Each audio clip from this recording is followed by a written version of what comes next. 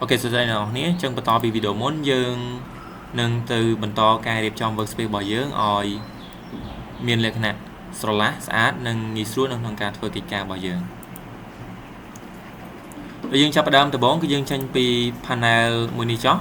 អញ្ចឹង panel មួយនេះខ្ញុំនឹងទុកតែមួយទេគឺ project video edit មានន័យថានៅកន្លែងនេះគឺយើងទុកតែ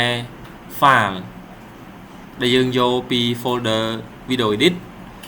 សម្រាប់ទាញចូលនៅក្នុង timeline អញ្ចឹងមុននឹងស្គាល់អាទាំងអស់នេះយើងមកស្គាល់អំពីតួនាទីមួយមុនសិនអញ្ចឹងនៅកន្លែងនេះខ្ញុំទុកតែ video project អញ្ចឹងយើងផ្សេងទៀតយើងបិទវាចោលមក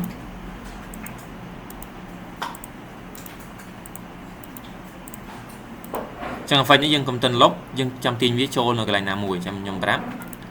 marker យើងលុបចោល history ក៏យើងអត់ទុកដែរប៉ុណ្្នឹងសិននៅក្នុង timeline អូខេប៉ុណ្្នឹងកន្លែងនេះគឺជាកន្លែងយើងដាក់ tool កន្លែង timeline នេះស្អីគេកន្លែង timeline នេះជាកន្លែងដែលយើងទាញវីដេអូបញ្ចូលហើយយើងធ្វើកិច្ចការនៅលើផ្ទាំងមួយនេះកន្លែងនេះគឺជាវីដេអូ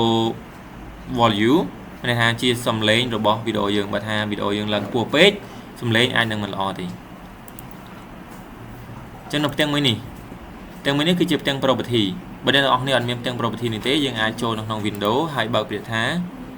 property ចឹងវានឹងមានហើយចឹងយើងទុកតែ property search ខ្ញុំមកទុកទេ close នេះគឺខ្ញុំមកទុកដែរទុកតែ property មួយ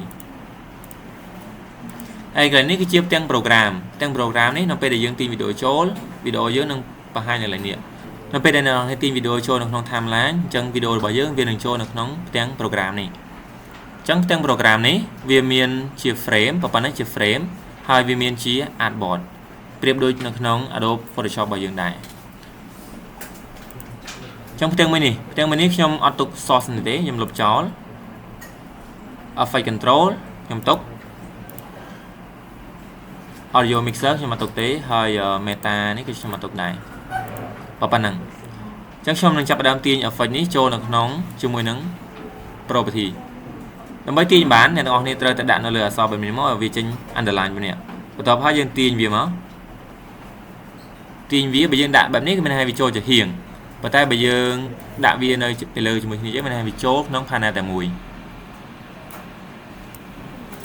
អញ្ចឹង property ហើយនិង effect control គឺនៅជាមួយគ្នាអញ្ចឹងនេះគឺជាការរៀបចំ panel មួយសម្រាប់ edit ទៅលើ video